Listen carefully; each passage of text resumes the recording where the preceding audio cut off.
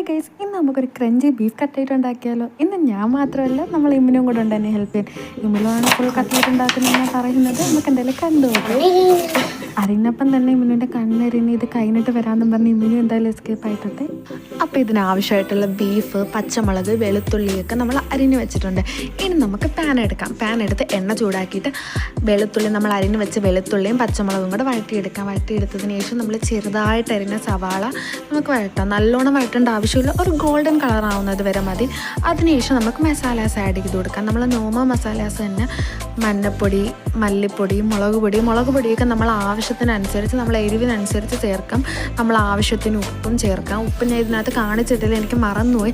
അതേപോലെ ഇതിനകത്ത് ഇച്ചിരി സോയാ സോസും കൂടെ ആഡ് ചെയ്തിട്ടുണ്ട്, അത് എനിക്ക് കാണിക്കാൻ മറന്നുപോയി.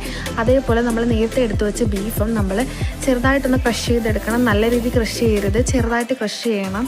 അപ്പോഴേ നമ്മൾ ബീഫിന് ചെറുതായിട്ട് കടിക്കാൻ കിട്ടുന്നതാണ് നമ്മൾ ബീഫ് കട്ട്ലേറ്റിനൊരു ടേസ്റ്റ്. അപ്പം നമ്മൾ മല്ലിയിലയും കുറച്ച് കസ്തൂരി മേത്തിയും കുറച്ച് കറിവേപ്പിലയും ഇതിനകത്ത് ആഡ് ചെയ്തിട്ടുണ്ട്. നമ്മൾ പുഴുങ്ങി നമ്മൾ ഇതാക്കി വെച്ച കിഴങ്ങും കൂടെ നമ്മൾ ഇതിനകത്ത് ആഡ് ചെയ്ത് കൊടുത്തിട്ടുണ്ട്. എന്നിട്ട് നല്ല രീതിയിൽ നമ്മളിത് മിക്സ് ചെയ്തെടുത്തതിന് ശേഷം കട്ട്ലേറ്റിൻ്റെ ഷേപ്പാക്കി എടുക്കാം.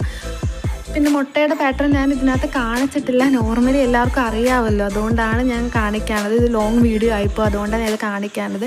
പിന്നെ നമ്മളെ ബെഡ് ക്രംസിൽ ഇത് മുക്കിയെടുക്കണം. അതേപോലെ തന്നെ നമ്മൾ ബാക്കിയുള്ളതും കൂടെ നമുക്ക് ഇങ്ങനെ ചെയ്തെടുക്കാം. നമ്മളെപ്പം കട്ട്ലേറ്റ് ഉണ്ടാക്കിയാലും ശ്രദ്ധിക്കേണ്ട കാര്യമെന്ന് വെച്ചാൽ നല്ല ഹൈ ഫ്ലെയിമിലായിരിക്കണം നമ്മൾ കട്ട്ലേറ്റ് ഇടാനും.